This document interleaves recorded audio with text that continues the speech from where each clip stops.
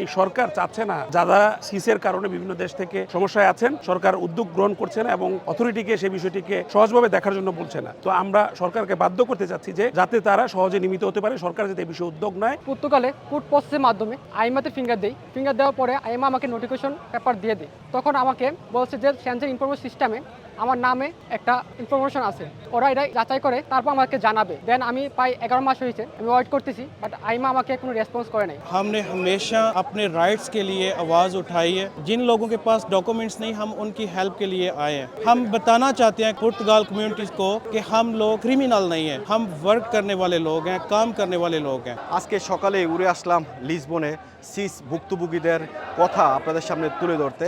আমার পেছনে নিশ্চয়ই দেখছেন যে বাংলাদেশি, পাকিস্তানি, ইন্ডিয়ান সহ বিভিন্ন জাতিগোষ্ঠীর মানুষ যারা সিস সমস্যায় ভুগছেন তারা এখানে দাঁড়িয়েছেন। এর আগেও তারা আইমার সামনে এমন প্রোটেস্ট করেছেন, পর্তুতে তারা প্রোটেস্ট করেছেন এবং আগামী 16 তারিখ তারা বেজাতেও এই প্রোটেস্ট করবেন। তাদের আসলে এই সিস সমস্যার সমাধানে তারা অনেকটাই নিরুপায় হয়ে গেছেন এবং সরকারের কাছে তারা আহ্বান জানাতে চাচ্ছেন এই সিস সমস্যার সমাধান করে তাদেরকে যেন রেগুলারাইজেশন করা যায় সেই বিষয়। আর এই সিস সমস্যা সমাধানে একজাক তরুণ আসলে তারা উদ্যোগ নিচ্ছেন যেন বাংলাদেশিদের যারা সিস সমস্যায় ভুগছেন এই সমস্যার সমাধানে সরকার যেন দ্রুত পদক্ষেপ নেয়। তারা আসলে এখানে যে প্রোটেস্ট করছেন এই মার্তি মনিজের মুরারি মার্কেটের সামনে এখন তারা এই অবস্থান করছেন। তাদের কাছ থেকে জানবো আসলে তাদের যে উদ্যোগ, এই উদ্যোগের কারণটা কি।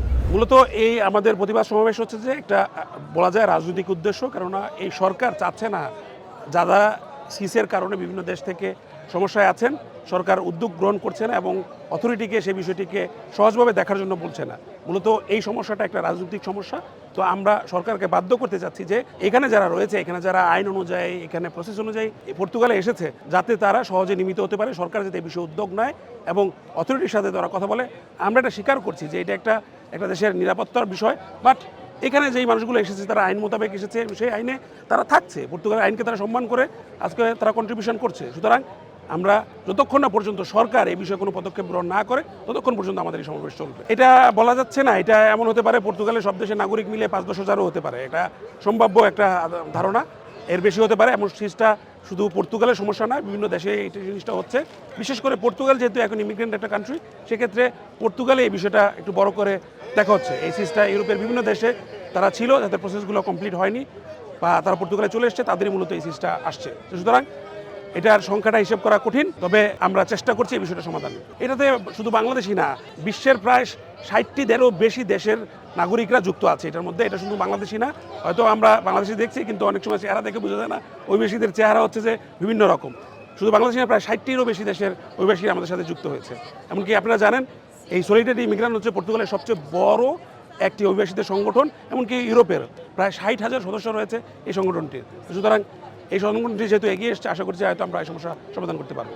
এটা আমাদের পরবর্তী আগামী 16ই মে আমরা পরবর্তী সমাবেশটা দিয়েছি আলেন্তেজুতে। স্থানটা আমরা এখন নির্ধারণ করিনি, তবে আমরা খুব শীঘ্রই এই স্থানটা নির্ধারণ করবো। তবে ডেটটা আমরা 16ই মেতে আমরা নির্ধারণ করেছি। আমি ভাই ফ্রান্সে 2021 নভেম্বরে আমি ফ্রান্সে এজাল মারি। 2022 আগস্টে আমার ফ্রান্সে এজাল ফিনিশ হয়ে যায়। তারপর আমি পর্তুগালে চলে আসি, এখানে রিগারভাবে বসবাস করতেছি। আমি 2022 অক্টোবরে পর্তুগালে আমি 70 করি 88 আর্টিকেলে। এখানে আমি রেগুলারভাবে আসি। 2023 থেকে ফ্রান্সে আমার এজালের সিস দিয়ে দিছে।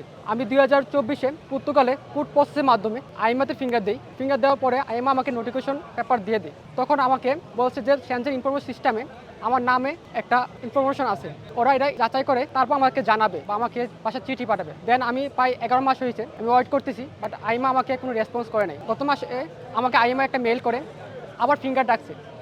আমি পর্তুগালে সেন্স শহরে নর্মাল প্রসেসে আবার ফিঙ্গার দিই। এখন আমার সিসের কারণে আমার কার্ড আটকে রাখছে আর কি বর্তমান পরিস্থিতি, কারণ আমি কার্ডের জন্য ওয়েট করতেছি। मेरा नाम यासिर अनवर है और मैं पुर्तगाल में 2010 से हूँ। हमने हमेशा अपने राइट्स के लिए आवाज़ उठाई है और हम लोग आज भी लेबर डे पे एक सिस्टम हमने बनाया। हमने सारी कम्युनिटीज़ को इकट्ठा किया है, जिसमें बांग्लादेश, नेपाल, इंडियन, पाकिस्तानी कम्युनिटी है। हम सब इधर वर्किंग है, वर्क करते हैं, मतलब मज़दूर लोग हैं ये सब के सब। और जिन लोगों के पास डॉक्यूमेंट्स नहीं, हम उनकी हेल्प के लिए आए हैं। और हमारे पास तो अल्हम्दुलिल्लाह डॉक्यूमेंट्स हैं, लेकिन हम चाहते हैं कि ये जो हमारे बाकी भाई हैं इन सब को भी जो परेशानियां हैं इनके डॉक्यूमेंट्स के मुतालिक इन सब को वो डॉक्यूमेंट्स मिलें। सो हम कोई क्रिमिनल नहीं है, हम सब मज़दूर लोग हैं, वर्क करने वाले लोग हैं। हम इधर पुर्तगाल में होटल में काम करते हैं लोग, एग्रीकल्चर में काम करते हैं लोग, फैक्ट्रीज़ में काम करते हैं। हम बताना चाहते हैं कि पुर्तगाल कम्युनिटीज़ को कि हम लोग क्रिमिनल नहीं हैं, हम वर्क करने वाले लोग हैं, काम करने वाले लोग हैं। सो हमें आप सब लोग आप लोगों की सपोर्ट की ज़रूरत है और इस चैनल को भी आप सब्सक्राइब करें और लाइक करें और हमारे लिए दुआ करें आप सब कि हमारा प्रोटेस्ट कामयाब हो। Thank you so much.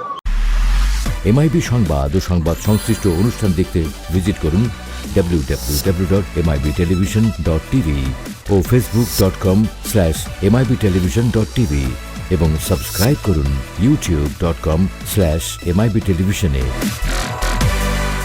MIB television, সত্য খবর, সঠিক খবর।